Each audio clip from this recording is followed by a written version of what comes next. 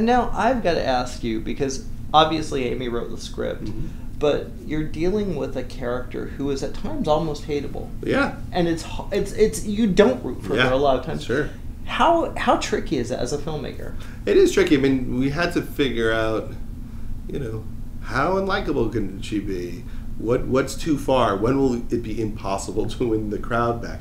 But we were hopeful that the crowd would know that all of her bad behavior was the beginning and a setup for a struggle to domesticate yourself a little bit and to mature and try to figure out if you can accept love, if you can have a healthy relationship. And so it was all about balancing her self-destructive behavior with getting a glimpse of what her relationship is like with her sister and her father, and understanding all the things that she's dealing with simultaneously. Well, that's a funny thing, watching one of your movies, I always root for the sisters. Yes. I always love, like, That's Knocked right. Up, I love Your Lovely Wife. Yes. And I love this character too. How much of this was your input? Was it all Amy's script? Did you play? Well, it's all Amy's script, but we developed it over years. I mean, she hadn't written a script before. Okay. And so, one day I just said to her, what's happening with your relationships? Why don't you have a boyfriend? When it blows up, why does it blow up? If you met the perfect guy, could you handle it? What do you think would happen if the perfect guy walked in? And that became the beginning of her outlining a story, which, is not real at all, but taps into all the issues that she's dealing with as a person. And so she would outline, we'd talk about it, she'd outline again, we'd talk about it, she'd write a draft, we'd talk about it, and she wrote an amazing script. She really went to a deep place, and it's really impressive. How did you know? How did you know that this would work? And how did you know that she would be able to tell this story? I mean, you never know. Sometimes you get excited about someone, you ask them to come to you with an idea, and they never call you back. Or they bring you a bunch of ideas and they're not good, or they write a draft and no matter how many notes you give them, it doesn't get better. It just happens. But luckily in this situation, Amy's learning curve was just like straight up. If you started explaining the needs of a movement of the movie, she would come up with a very inspired idea. Why did you want to direct it? I just thought, I think this will be better if I direct it, and I never think that. When we do movies like Superbad, I always think, Mottola would do this so much better than me, or David Gordon Green would do this so much better than me. And this was the first time I thought, I think that our collaboration is going so well that I should make sure that we finish it. I didn't want to bring anyone else in the process, and it happened at a time when I was available, and I thought, this is meant to happen. Yeah. Now, whose fault is it that I have Billy Joel stuck in my head now, and I literally put that on? Yeah, I've always had Billy Joel stuck in my head. I'm from Long Island. Billy Joel's, our favorite, and so it just seemed like a fun detail. I think it probably comes from her real dad, who loves Billy Joel. And then I just love the idea that if I put Billy Joel music in something I'm working on, it's like I've collaborated with Billy Joel. Yes. It's like we work together. And I like the idea that it makes me know he'll probably watch the movie. I would hope so. He's got his music in. Well, why that time period of Billy Joel?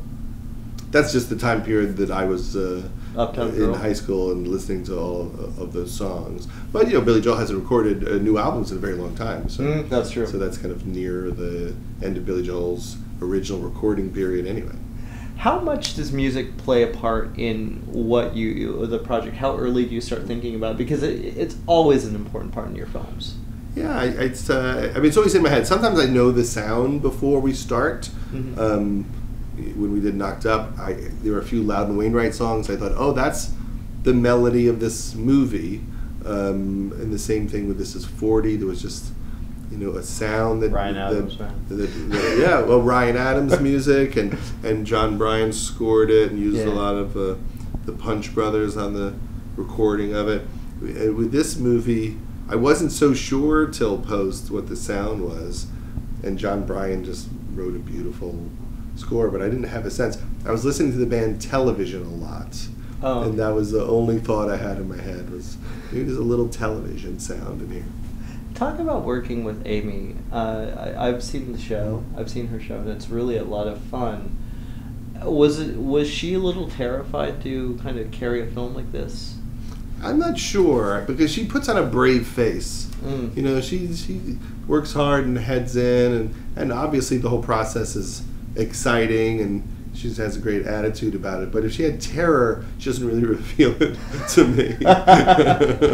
Were you a little nervous? Because you write a lot of the scripts you do. You do film. You didn't this time. Was that a little? Were you a little nervous about that? Was that not really? Because I work in television, so I'm always overseeing writers and episodes. So to me, it's just like a long episode of Freaks and Geeks that someone else wrote.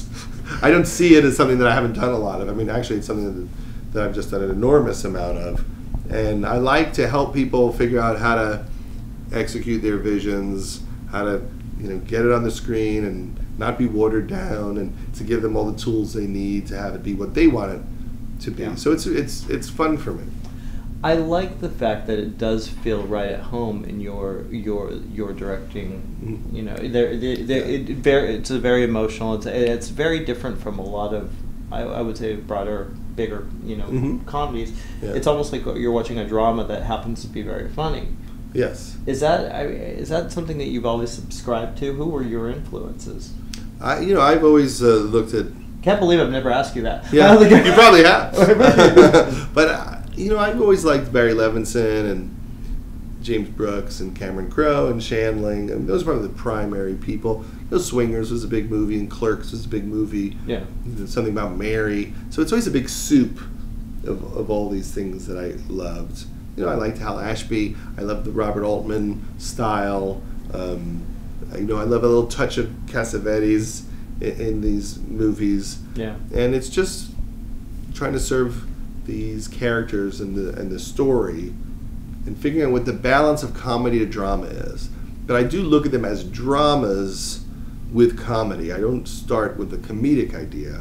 I try to start with a dramatic story that works, and then figure out how it's funny. But I think everything in life is funny.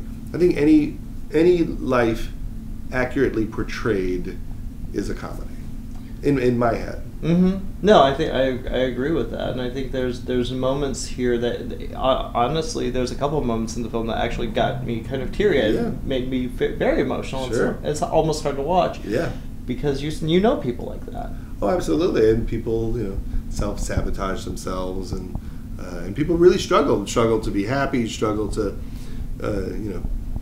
be intimate with people and open up and be vulnerable. People really get it in their own way. That's why I rarely have villains in movies, because I feel like everyone gets in their own way. Life is kind of the villain, or an antagonist, or your own stuff is the antagonist, and that's usually enough. That's why I don't have anyone trying to kill anybody in any of the movies. But soon I'm going to run out of ideas, and it's all about murder. That I think you should. I think it should be just a murder fest. Exactly. A Judd Apatow murder fest. Yes. Can we do that? Believe me, I got a couple of murder ideas. That would be kind of fun. That would be actually funny to see you do a horror film. Yeah. Well, what is next? What do you want to? I mean, you're not directing enough.